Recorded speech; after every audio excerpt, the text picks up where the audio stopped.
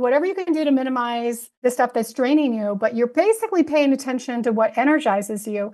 And chances are that the things that energize you are actually the things you're really good at. And that's where your actual career growth happens. So there's a correlation between things that bring you energy, so you feel more fulfilled at work, and it happens to be the places where that's your superpowers.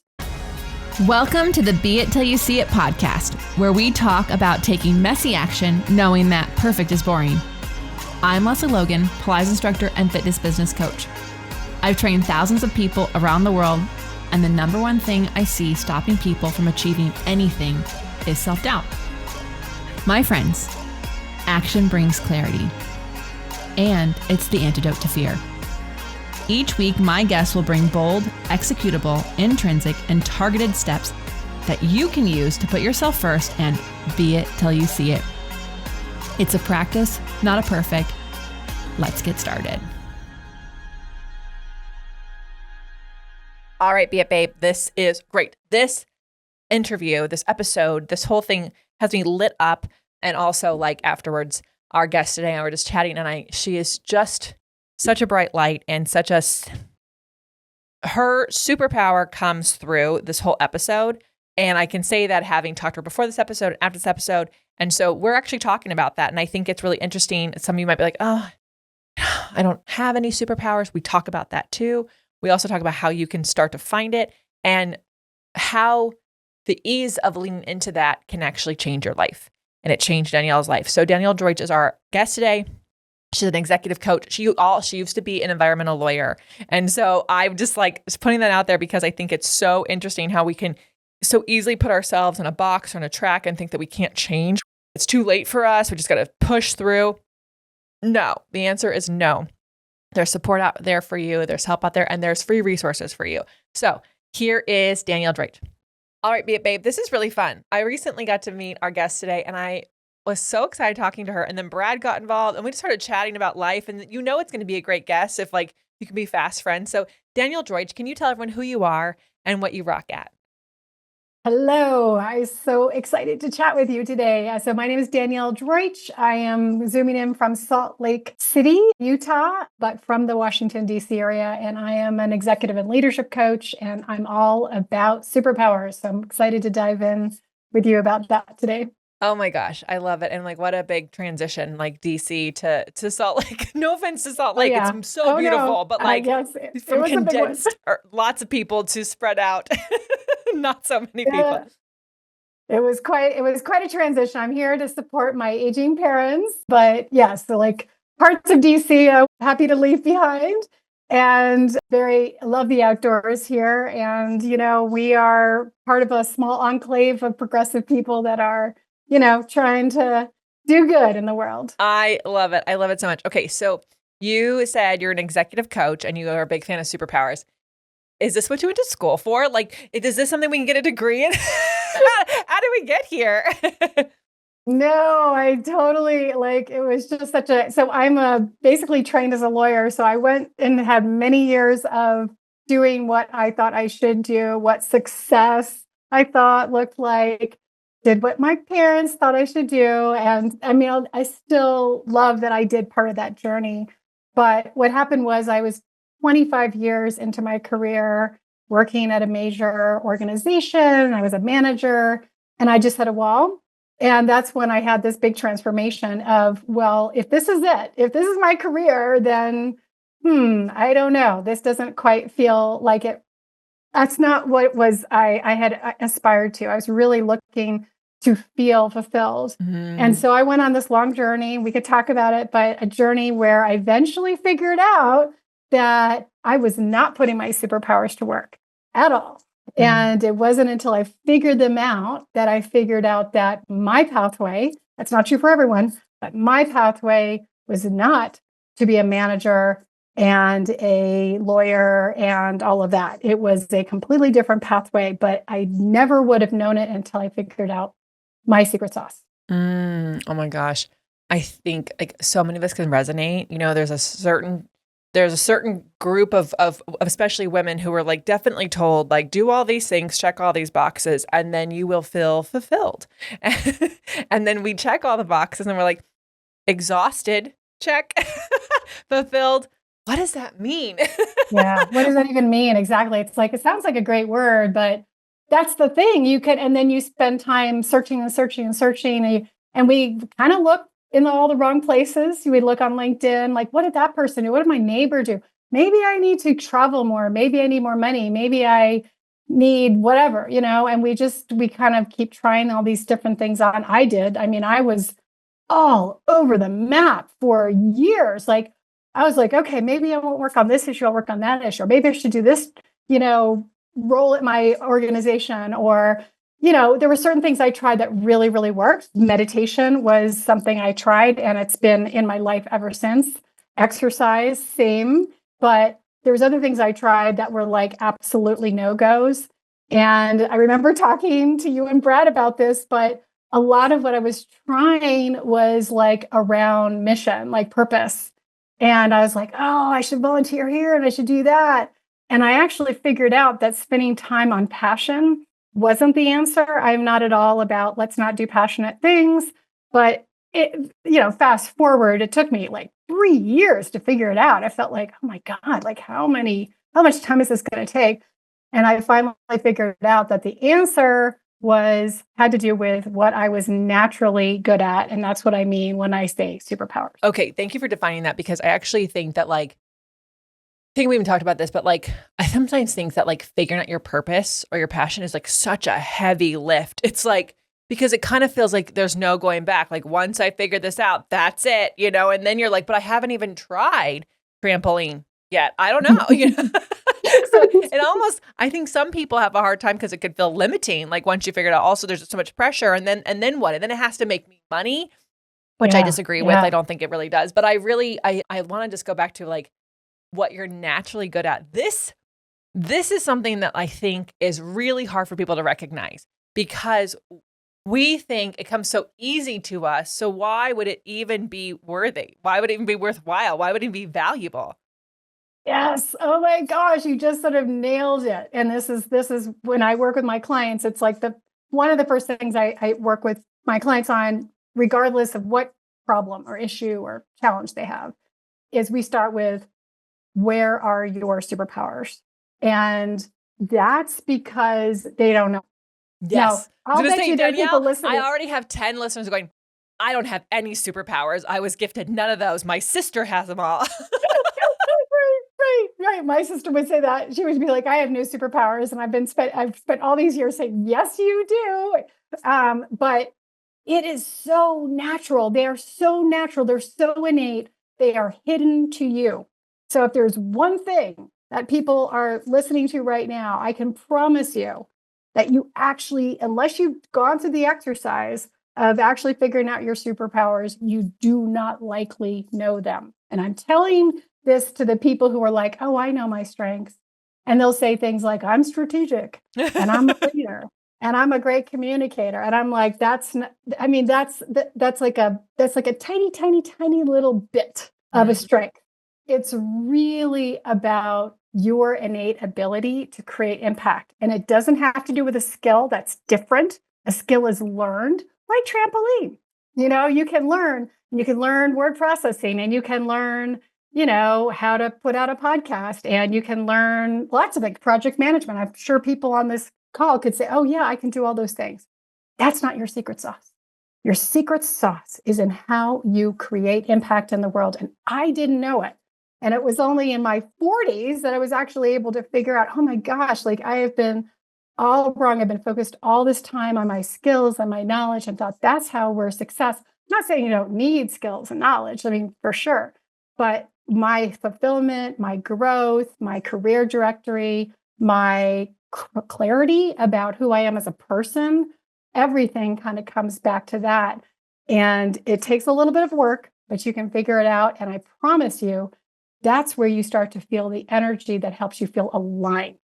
Okay, I'm really in, because so at this household, we're big fans of strength finders. We make all of anybody we're going to hire, we want to know what their naturally inclined to do, because I'm not going to put someone who is not detail oriented on my assistant team. Yeah, I am right. not detail oriented. Everyone who works with me needs to figure it out. But I also agree that like some of those things that we're strong at work are not necessarily things that we were innately born with. We kind of like learned them, skilled them over time, and like kind of really lean into those things.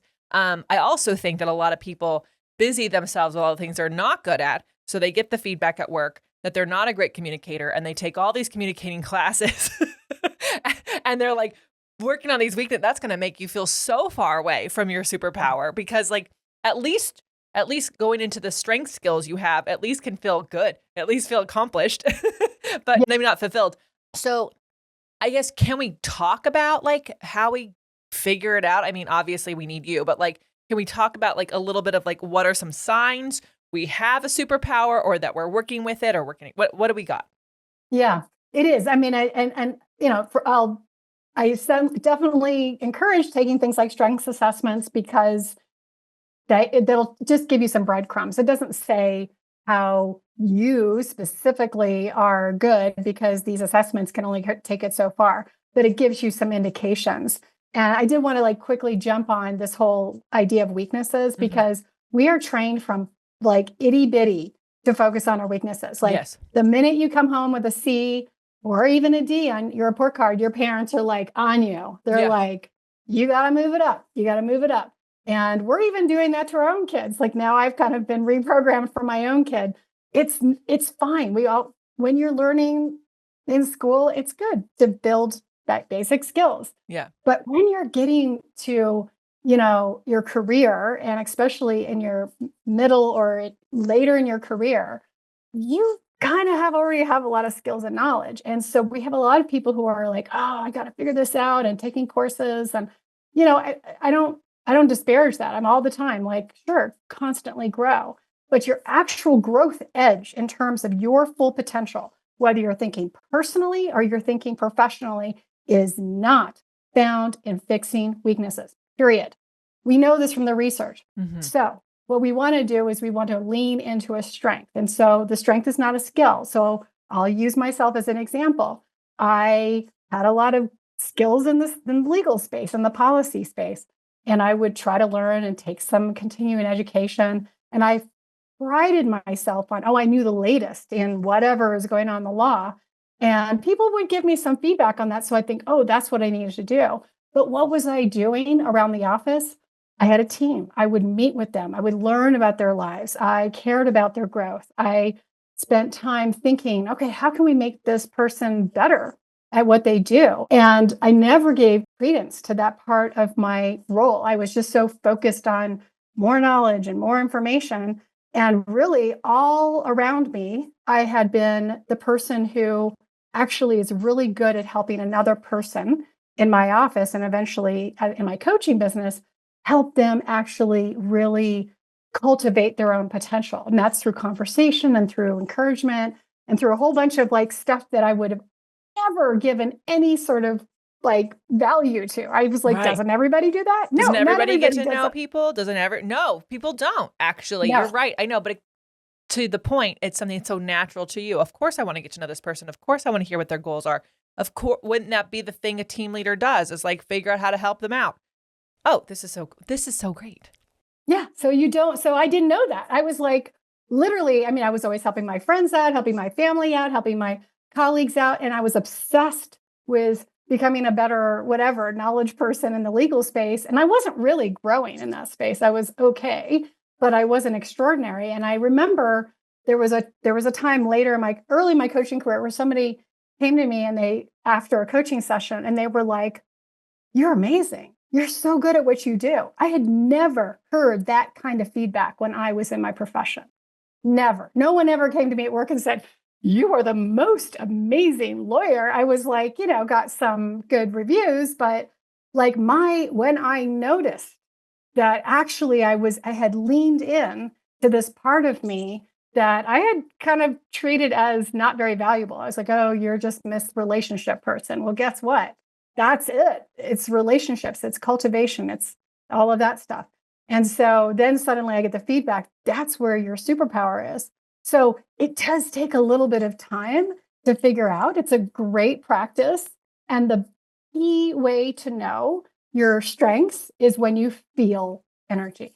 You need to follow the energy. Anytime I ever, connected with someone and sort of helped them out, I was getting energy from that. When I was trying to figure out a legal issue, it wasn't even draining me. It was just, that's, that's the place where you need to go is the energy. That is a clue to your superpowers. And it's not just relationship strengths. There's all these different kind of strengths, but at the end of the day, it's when you feel energy and when you notice that you lose time. Yeah. I agree with that. In Gay Hendricks' book, there's a chapter on the big leap. And I remember reading the book going, this chapter makes no sense. Why is this chapter in this book? Like, why is there a whole chapter on Einstein time and Newtonian time? Like, why is this here? And it took me like the fifth read. I was like going through it and I was like, oh my God, this is what the book's all about. And the idea is like when we are really in the thing that we are meant to do, that like it's just innately part of us, you can bend time. Time can expand. You can get so much out of it. You can get lost in time. Time flies by. It's not like, oh my God, it's been 7 minutes. Okay, we're still here. It's this whole, it's kind of amazing. And so I think that's what a great sign everyone can take away is just to start tracking, like, what part of my day do I feel more energized or the time flew by? Like, what was I doing? Just being an observer in your life. You don't even have to like do more than that, I would assume, for right now. Yes, that's it. You just nailed one of the first exercises that I do with my clients is journal, if you can, for like a week, even better, longer, but just write down. And when my clients come back to me and say, I did this, there's usually an on there. There's usually oh, I thought I hated all meetings, which many of us do. Like we're just meeting out, right? We're just so tired of sitting. I work from home and somehow I'm in meetings all day. All the time, me too. So it's like, I know that some of your listeners are like, yes, this is the bait of my existence. Like I'm just sitting on meetings, but not all meetings are created equal, right? So what we want to do is sort of like, because sometimes you're in a meeting, you're having a strategic conversation with someone and you're kind of really, getting your brain active, you're thinking, problem solving. And that conversation was pretty cool. And you're like, ooh, that goes into, we call the lifts and the drains. So you have a lift. Another call, you're like going through a to-do list, figuring out project management. Maybe that's a drain. You're like, I am so tired of going through the project management plan. And then there's other activities which might be neutral. It's fine. Like it doesn't. But what we want, and this is a key thing, is the researchers who have kind of studied all of this stuff around fulfillment and engagement at work, if you can get to at least 20% of your day to be in that sort of energy zone, then you're actually able to move the needle considerably on fulfillment. So you don't need for every single hour of your day. Okay, well, that's mind-blowing because I think that's the other thing is that we think that like the whole day should be in fulfillment. I should just be in my strengths the whole day. I don't, and the truth is that I've even like thought, I like created this whole thing that I love so much. And again, I'm in these meetings, like, did I create a disaster that I have to live in? But actually, like if I spend 20% of my day in my superpower, then even if the other 80% is not in it, I'm still moving the needle forward towards fulfillment. I love that. That is so great. Yes, it is. And this is what you do. You start with just noticing. A lot of us don't notice. I mean, we're just kind of barreling through a life.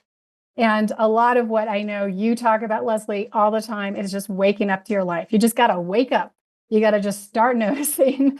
And that's kind of key to this whole exercise that I am talking about here is you cannot just wake up and do your to-do list and go through your meetings and then hope and pray that maybe things start to get more fulfilling. Right.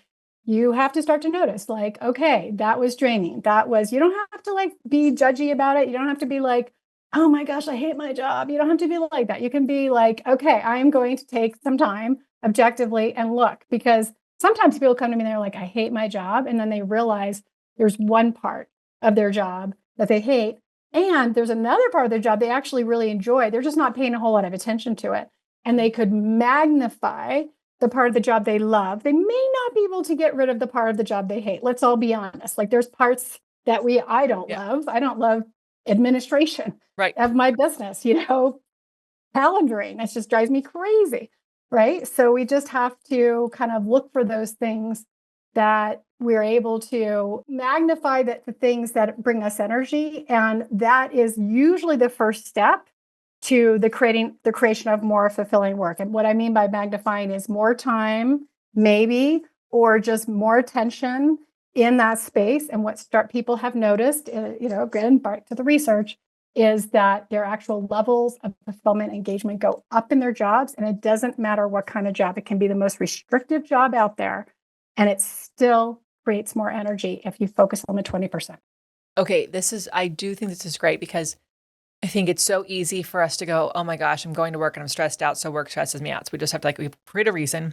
And really what we're not exploring is actually where I face a wall at work. And actually when I'm in these meetings, I actually light up because, I'm facing a window. So maybe I just need to ask for a change and view of my desk, or maybe I work in that meeting room as much as I possibly can, different things like that, because sometimes it's all or nothing. It's an all or nothing mentality that so many of us were raised to have. If it's not perfect, it's not good. If everything isn't rosy and unicorns, then it's the wrong path. If you have one door closed, then you're on the wrong path.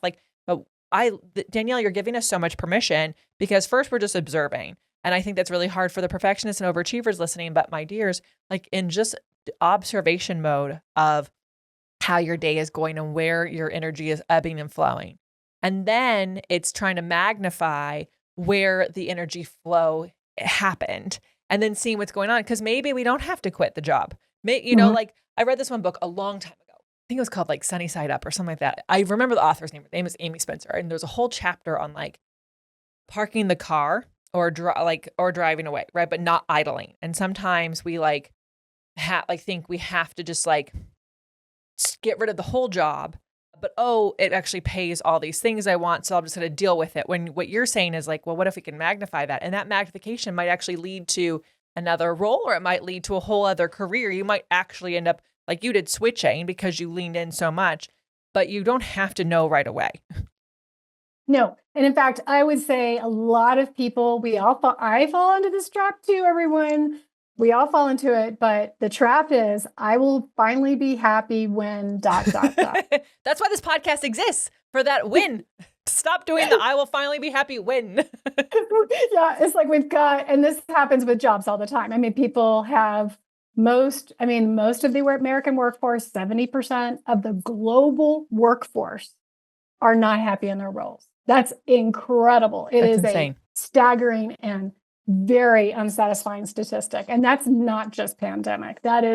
We have a workplace that is so different than our grandfathers or our parents from the 50s, 60s, and 70s. So things are broken. I'll be the first one to say we don't have a great workplace for our people. But the thing I will say right after that is you have the power. You have the flexibility to actually empower yourself to make that career actually work for you. And the way you do that is first by noticing what energizes you. And it could be something as simple as where you sit. It could be, I really like that person at work and I'm going to spend more time with them. It could be, I really like this project and I'm going to spend more time on it. There's a lot of different ways that you can do that, but that is called job crafting. That's the official term. And then you can, whatever you can do to minimize the stuff that's draining you, but you're basically paying attention to what energizes you. And chances are that the things that energize you are actually the things you're really good at. And that's where your actual career growth happens. So there's a correlation between things that bring you energy, so you feel more fulfilled at work. And it happens to be the places where that's your superpowers. And then what happens is you're job crafting and maybe you would need to change a job at some point, but you're not waiting. You're not waiting for some big change to happen because frankly, you're going to find lifts and drains in every job. It doesn't matter. Yeah. Oh yeah, guys. No, even I have so many people who are like, I just want to work for myself. And I'm like, working for yourself is not like I have a girlfriend who's like, hey, you want to do a pool day? And I'm like, oh no, I'm working today. Like I would love to do a pool day, but like I also have a job that I have to do with a schedule, so like I absolutely am unemployable. It's clear I've been asked to quit, but people like me and they're like, we don't want to fire you, but you're not actually doing the job we want. And I'm like, no, you're correct. I job crafted myself out of a job is what I did. But I think like it's, we like to think the grass is greener and it's not, but the people I've seen who work at other places who have really created a life that they're fulfilled or a life that just seems to be enjoyable and have a level of happiness, they are the ones leaning into their superpowers. I have one of my best friends, she'd been frustrated in her job for a really long time. And she said, I just told my team, I'm no longer doing these things for you. You are capable of doing these things. Here's where I come in for your job. And she basically changed what her job is, even though she couldn't change her job. Like she's like, I really can't go anywhere else and I really can't change these things. So I'm going to do these things here. And she's having a really great time. Is it perfect? No. Still have the same job? Yes, but she's doing the things that she's like, I'm really good at these things. You can't take these things away from me. Like this is what I'm the strongest at. And I love what you're saying is we're not waiting. You are in more control of how fulfilled you can be than you think. And jobs are going to suck in a lot of places. But if you are aware of how you are in your superpower, you can really create your own path. Yes. And I mean, we have, if you are a so-called white collar worker, your ability to craft your job, as in make shifts and changes to how you deploy your work. It doesn't mean you're saying, I'm not going to do my basic job responsibilities, but there's just tremendous flexibility in how we conduct ourselves. So what your friend did was exactly right.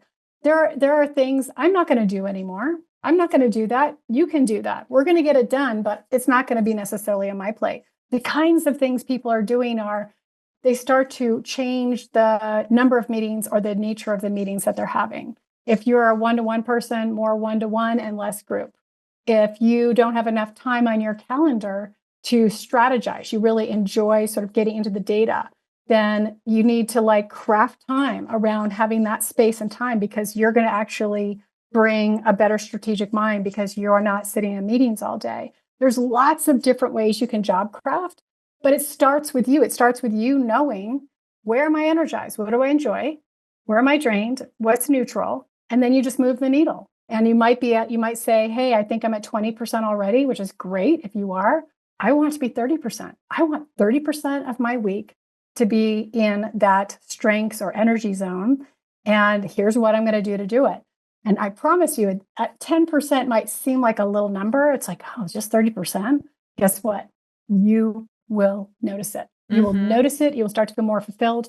You're going to be more engaged in the job. People are going to notice your energy. And then you're going to actually start to sort of deal with that career growth that a lot of people are seeking. They want to, like when you said perfectionist, like a lot of people want to deliver high performing work. They're trying to bring their best to work. The problem is that they're bringing their best selves to work in terms of like quality of work, but they're actually kind of like not really deeply engaged. We need to see your superpowers come out. And that's where the 20 to 30% becomes a complete sea change for people. So, and also like I recently interviewed someone who is like helping people like prevent, like it's like layoff proof or something like that. Like if you get laid off, your life is gonna be okay. Because she had said, and I did not double check this quote, but it feels right. She said it by 2032, work will be different than we think because of AI, right? And I'm not someone who's like AI is gonna like be everything because I really don't think so. I think there's a lot that they have to learn. They haven't even figured out how to monetize it. But I also think that like it's already here, like apps and tools like that already use it. We've been using a project management tool that basically has AI built into it with these different things. So I do think work is going to change. And where I keep coming back to something that I remember, I think it was Seth Godin who said it, 20 years ago that I heard this. He's like, you cannot even though AI is creating stuff, they're creating stuff off things that are existing. If you are a creative person, if you are in your superpower, that is not something a robot can take away. Like that is not something AI can take away. And I think like now more than ever, the more we all figure out what our superpower is, the more layoff proof we really are. And because someone's going to need to run the AI. Somebody has to run the AI. But I had a client just a few days ago. She was been in fear of a layoff. And I mean, it was a real fear. I mean, she was given time, like, we have this much time. And then she came back to me proudly and said, I just made myself indispensable. So she figured out a way to bring her superpowers forward so that she had to be the person on the team to help with something. And she's got all these superpowers and she figured it out. So part of like what we're talking about here is this idea of career growth, this idea of like not being stagnant. I come at it from a perspective of nobody wants to go to a job and hate it. Like, we want to love our jobs. We do not want to go to work and just be like zombies, do we? Yeah. For most people, I'll bet most of your listeners, if not all of them, it is not just about a paycheck. And so we really, really want to have, I mean, ideally love our work. And that's where I come from.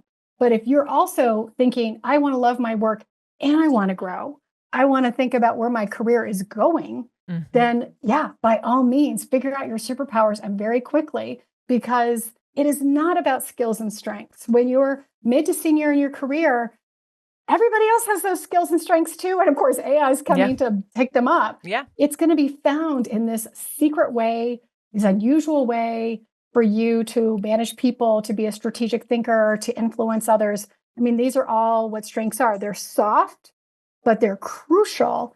And you probably don't even know you're doing them, which is why you have to figure them out. Can you tell me, like, what are just like what are some superpowers you've seen in clients? Like, just because, like, name them off, because I think some people are like thinking of superpower has to be like, I can see, like, I don't know that people can like articulate what they think a superpower is. So can we just hear some examples? It's a bit of a process. So I'll just pull out some of my big favorites. And these are ones I see in my regular clients.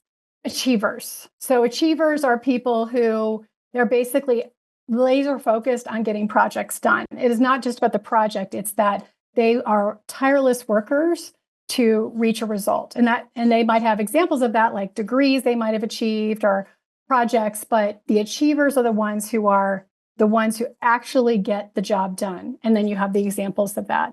Another example would be in the influencing category. We have a whole set of influencing. It's people who are great at activating a new project, mobilizing resources and mobilizing people to actually ramp something new up. Another example would be the developer, which is basically someone who is great at helping someone else reach their full potential. These are the managers. These are the leaders who are great at cultivating teams. Another example would be... these are the managers. We hope that every manager has a developing... We hope, but there are so many terrible managers out there. It's unbelievable. Anyway, and so, yeah, if you're a great manager, my goodness, you are marketable. Like, that's a transferable skill because we don't have enough great managers, or the ability to bring a team together around a common goal. Yeah, it's great to be able to project manage, but it's the person who's really able to sort of bring a team together and say, we are all rowing the same way. And that's a lot of special little powers you bring to get everybody. Usually it's a disparate and very diverse group of people to say, together we're doing. And then a final example, and there's, in my world, there's 34 of them. So I'm not going to, go through all of them, but the final couple would be, one is the person in the room who's the strategic thinker, who's really able to figure out that pathway.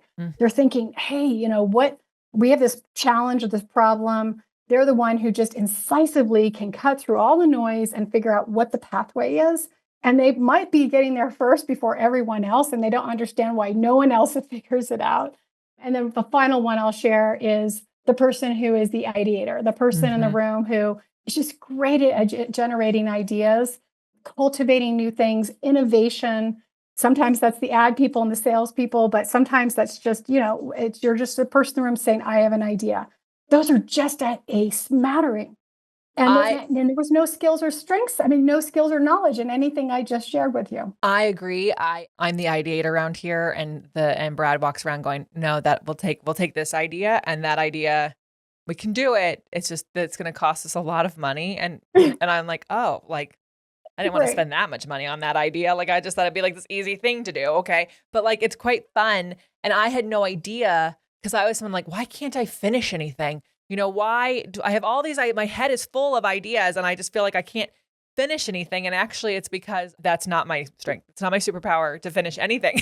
Yeah. You're the person in the room who generates. And I'm sure that in your life, in your business, you could point to specific things you're doing that were generated by you. The thing, and this is a little bit of advanced thinking in the strength zone, but you may feel like you're weak at something, but actually, it's actually a superpower that's being overextended. So for my ideators, I'll say, they'll come to me and say, I'm so weak at this, this, and this. And what it is that if you're ideating and you have a lot of ideas and you're just constantly throwing them out, the overextension or overuse of a strength is just to know that only a couple of your ideas are going to move forward. And that's it. Yeah. So sometimes people come to me and they're like, oh, I'm so weak at this. And then we'll look at their strengths and talk. And I'm like, you know what? I don't think it's a weakness. I think it's just that you are trying to exercise a strength a little bit more. And what we want to do is we want to put the strength superpower in the strength zone. Sometimes we may be overextending something. So don't think you're weak just because, I just see it too often, especially with my women clients. Like they come in, they're like, I'm so bad. Like I'll use myself as an example that I used to think as my relationship strengths as my weakness, that I was too soft, too emotional.